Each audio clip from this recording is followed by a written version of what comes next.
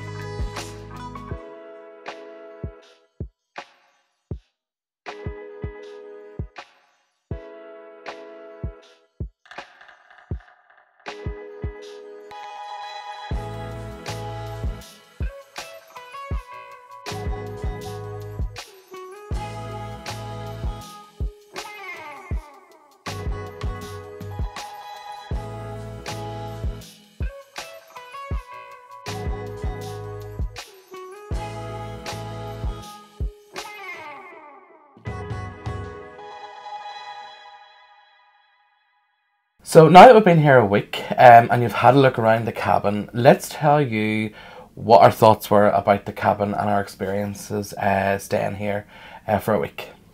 Yeah, so I'll start with the bathroom in the cabin, and I'll start with the positives.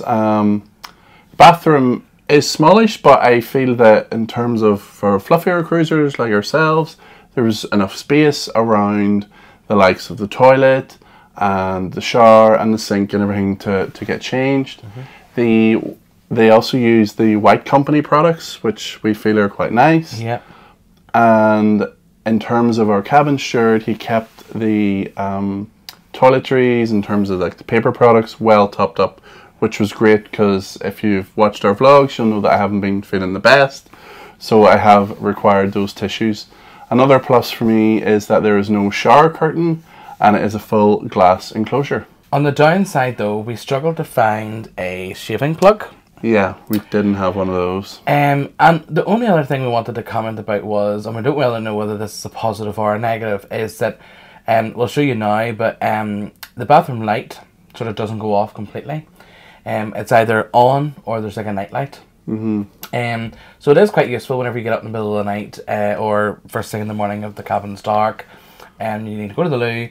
There is a sort of dimmer light on. And I know that we're cruising with my mum and aunt, and they didn't realise this at first as well, so we pointed that out to them, so it meant that they could have that on during the night then, and it was quite useful. One point we might just have missed there, although the shower is great with that glass enclosure, it is a little bit narrow and tight, I'd say. Yeah. And also I feel that the water pressure, there just didn't seem to be that much water coming through. The temperature was fine, but I guess the bonus of that is there was a little head you could switch, and if you wanted like the pressure to be harder, it could come out of less holes and be harder. I sort of found though that with the shower itself, yes, it was on the tighter side. I didn't find it hard like to shower and hit myself like or anything like that, but I was hitting the chipping of the shower. So when I was in the shower, you probably outside, people thought like, what's he banging away at in there, you know? So the cabin itself then, folks, the bed was really comfortable, probably too comfortable some mornings because we didn't want to get out of it. The pillows though were a wee bit on the soft side for my liking, but I still was able to sleep perfectly. There's been quite a good bit of storage. There's obviously, you know, wardrobe space, and then underneath the desk area there is a little cupboard. There's a strange sort of like little cupboard space under the TV, with these little narrow shelves, but we actually used those to store our shoes in. So it didn't really help us that much. But yeah, I probably could do with a few drawers. Drawers would be useful. Yeah. There are shelves that we sort of use for like t-shirts and underwear and things like that, but maybe a drawer would be better. Yeah, like so on the desk there's the fridge, and then there's a cupboard. The cupboard could have been 3 drawers instead of a cupboard, and that would have literally satisfied us. Yeah. The fridge was grand to keeping our drinks cool. A couple of times whenever we went ashore, we had bought a couple of cans. Yeah. And we just stored them inside because the fridge is empty. And then in terms of the sofa in the cabin, I mostly made use of the sofa in terms of during the days if we were sort of chilling out or watching TV or something in the evening time before going to bed. You know, the sofa itself was actually quite comfortable. But yeah, it's been a good size of cabin as well. Yeah, and in terms of like the TV, then it's not fully interactive, but you can do things like check the ship map, you can check your onboard spend, there is a select films and TV shows which are fully on demand and free to watch.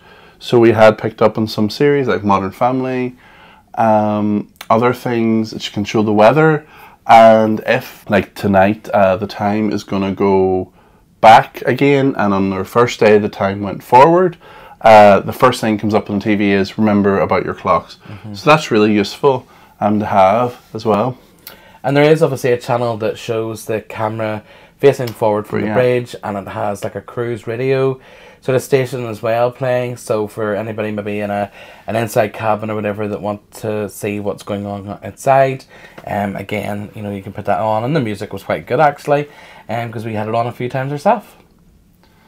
So in terms of plugs within the cabin, it's a British ship, so it's UK plugs. 2 UK sockets at the desk, and there's also one, let's just check what that is. That is one European socket, and now that one is plugged into a kettle, but obviously you can plug it out and use it if you want. Then by the bedside, on the side closest to the sofa, we have another UK socket, and then on each side of the bed we have a USB-A port. Unfortunately, that socket is only on one side of the bed, so yeah, whoever sleeps on the right hand side of the bed will get that one. Yeah, so the balcony, our balcony was a good size. Yeah. It came with a little sort of table and 2 sort of deck chairs, which there was enough space in the balcony too that you could recline them a wee bit. However, we haven't exactly had the sunbathing kind of weather. No. So, but it was nice to get out to, you know, to watch the sailings, to the fjords and things like that. And on our sea days, it's been pretty calm. So at times we've been out there just sitting for a few minutes at a time, just really, you know, enjoying the fresh air. Like, a lot of people would say, oh, why would you get a balcony if it's going to be cold? But honestly, if I had to say the reasons why I like the balcony, I love to see out. I love to be able to lie in the bed and see out, which you can do if you have a door to the floor and a glass balustrade.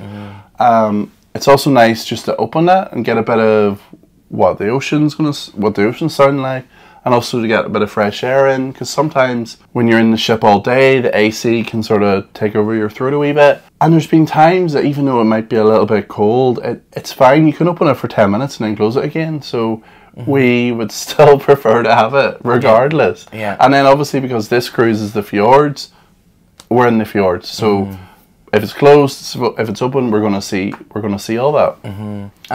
And it is the sort of cruise that, you know, the scenery is breathtaking, that you just wouldn't want to miss some of it, you know. So in terms of then servicing the cabin, we met our cabin steward on the first day. He made himself known to us. I have to say that our interactions since have been pretty limited. On board P&O, they only do 1 service per day, which is in the morning, which is a wee bit disappointing, because there's a lot of other cruise lines that are still doing an evening service. Yeah. And like, we're not messy people, like, so we don't really need like somebody to come in and tidy up after us or anything like that. But there is just sometimes being on a cruise, it's nice just to sort of have like that wee turn down service, or a wee chocolate on your pillow at night, or whenever you come in, your bedside lamps are on, that kind of thing. So it is a wee bit disappointing. Yeah, it is. Yeah, I would. Yeah, it's definitely been a low light of the cruise, in terms that, yeah, if there was a crumb on the floor, it's been there for 3 days.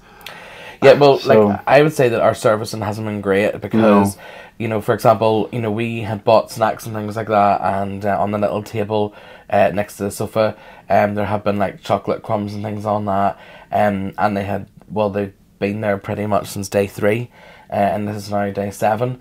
Or like, even like there's a slight watermark there, hasn't been wiped away, you know. Yeah, I just sort of think that, like, you know, again, we're not messy people, but, you know, if we were at home and we had crumbs on our table, or, you know, a coffee stain, or, you know, condensation from your cold drinks, whatever, we would wipe the table. But we don't come on holiday with a dishcloth, you know, to do these things ourselves. Maybe we should. But and even, like, because I've been having a cup of tea, the mugs aren't replaced with clean ones or anything. And another thing about the biscuits. Yeah, so this has been a bugbear of ours all week. On day when we got here and we were plundering around, in the little hospitality tray there was a biscuit. We're like, oh, lovely. Because very rarely do you get biscuits on cruise ships, you know, on your hospitality tray. So we were like, oh, this is nice. And so then on day 2, the biscuit wasn't there. I didn't eat it. Will didn't eat it. Well, did I sleepwalk and eat it? No, because then we would have found a wrapper.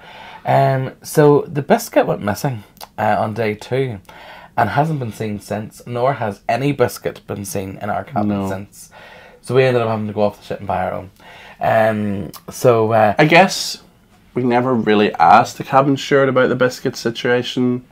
Yes, but we know that the biscuits are replenished, because in my mum's cabin on deck 9, she and my aunt are getting like 2 packets of biscuits left in every day. Yeah. You know, whether they eat them or not. So, yeah. The service hasn't been great. You know, our cabin steward, unfortunately, hasn't been great.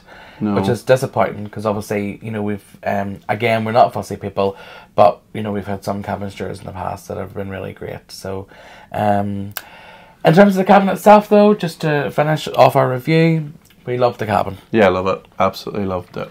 Really spacious, more than enough space that you need for your week on board, more than enough space to put your clothes away. We stored our suitcases under the beds, and very comfortable indeed. Yeah, loved it, yeah. If you find this video useful, please give us a thumbs up down below to let us know that you like this video, and click subscribe and ring the bell so you don't miss out on our next video. Thanks so much for watching. Bye!